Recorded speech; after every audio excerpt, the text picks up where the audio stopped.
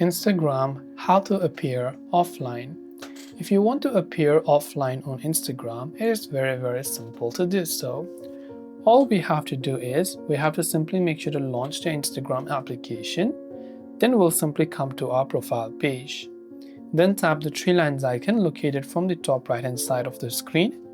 And from there what we will do is we will simply scroll down and we will select the option called Messages and Story Replies and select it.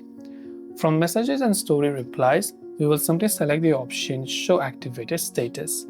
Once we select the Show Activated Status option, here you can see this option is enabled. So what I have to do is, I simply have to turn off this option and now I will appear offline to others. This way I can appear offline on Instagram. I hope that this video helped you out, and if you have any questions, feel free to leave them down below. Thank you for watching and see you soon in the next video.